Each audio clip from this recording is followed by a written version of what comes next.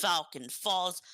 I am the Deputy Director of Lawful Adam of Falcon Falls News Network, and today we are joined with our political analyst and Mayor of Hillsborough, Reaper Revenant. They're going to be our political analysts for Falcon Falls News Network, and today we're actually be talking about the upcoming governor elections. We got several people running, and some really big names in Falcon Falls. Do you have anything you want to add about that? Yeah, so I think there is a lot of big names, and actually, the number of people that are running has actually dramatically dropped. I think they're really dominating the field at this moment, and I think that's the best thing for Falcon Falls at this moment because they're And all strong candidates. yeah, yeah, continue. Sorry.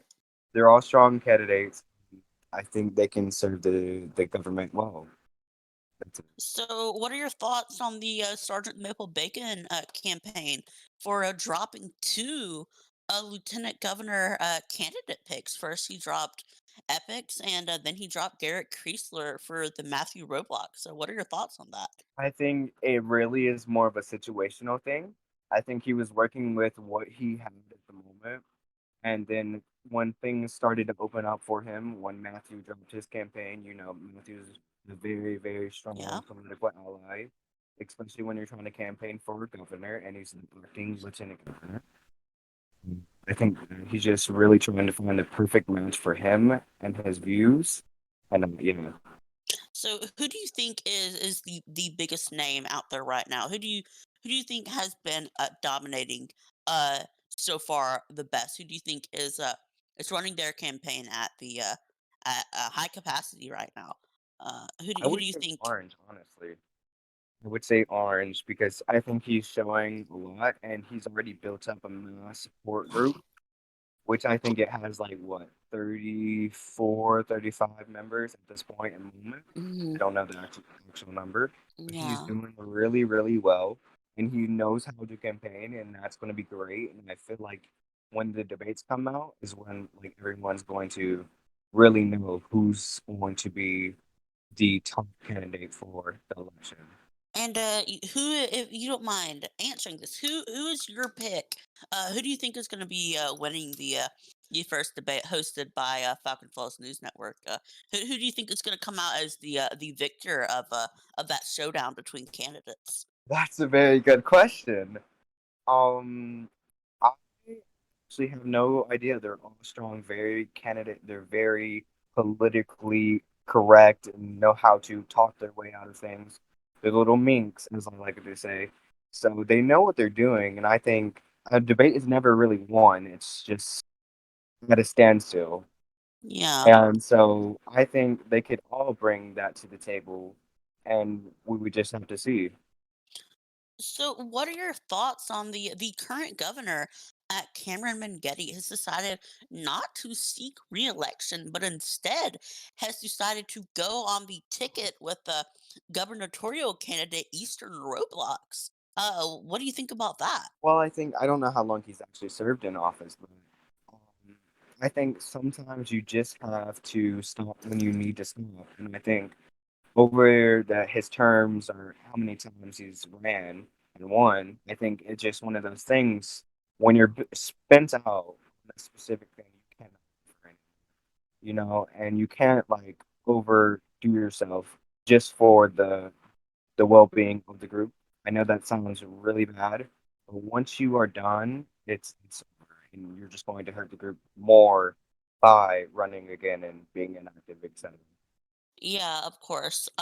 So another big story in this election cycle is that Danny Beck. I know you are fairly new to this community, but Danny Beck was formerly the governor of Falcon Falls, and there was a big scandal around him and his lieutenant governor actually changing the constitution to benefit themselves in a way that was very unethical and something that really shouldn't have happened. Yeah, well, what are your thoughts on that? Of him joining the ticket with Orange Bear, and do you think that's gonna hurt Orange Bear's chances at getting elected? It may and it may not because the public is very weird on that type of thing. I mean, I think most of them are just not knowledgeable of that situation and what really went down. What I am as well. I don't honestly know what went down. And I think Danny Beck is really popular within like certain minorities and communities within this group. And I think that could benefit Orange's campaign a little bit slightly. Yeah, yeah, for sure. So I believe that we had another candidate. I believe it was Uprising American running with Epics, who was actually just dropped by Sargent, and Uprising was actually selected into the Supreme Court of Falcon Falls and suspended his campaign. Do you think that was a good idea, or do you think he should have continued his gubernatorial bid? It may have been a good idea for him, and I think that's all that really matters. I personally don't know how he would do in this office. He may do great and excellent, and we regret that he doesn't do it. But from what I've seen personally, I don't think his purpose was for this group to be the governor, personally. Uh, okay, and then one more question.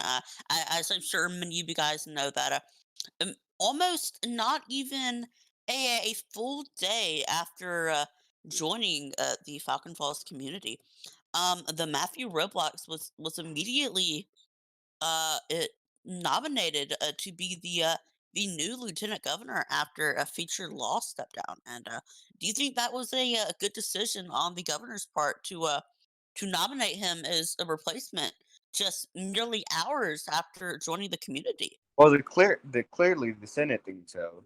I think he made his points very valid, and I think his personal experience with the governor of the Falls currently, I think that really helped him, and he just came in at a very good time. He approached it in a very good way, and it's just one of those luck things. And from what I'm seeing, he's doing great.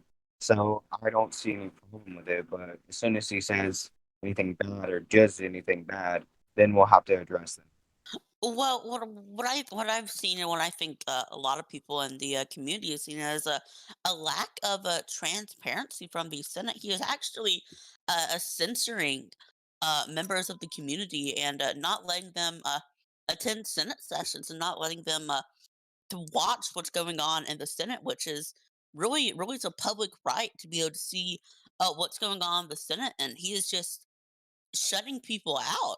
And I'm not sure if that's something political that he's doing or if he has personal issues with the people that he's doing this to. But I personally just don't think that is a good way to stay transparent to the public. I can totally get that. I personally don't know what he has this vendetta against people. I don't personally care either. The silencing of people is really just not a good thing in general. And I don't think he was trying to silence them. I think he was just looking at something and saying, well, from what I've read, then I can do this, blah, blah, blah. So I think it's more of a personal thing than a actual like intent of silencing another being. And do you think personal issues or personal things have a place in Falcon Falls politics? They have a place in everywhere because that is how they get elected. So I think personal is so it can be classified as so many different ways. But the way he was doing it was probably not the best way to go about it. I mean, he can like use his freedom of speech and say, I dislike this person, etc. But banning them from a Discord was not the best move on his part. So it wasn't the worst. Yeah, definitely.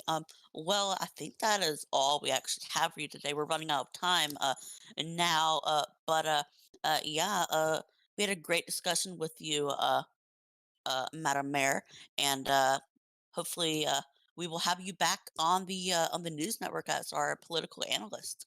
We really had enjoyed you having you on the show, and yeah, we can't wait to see what you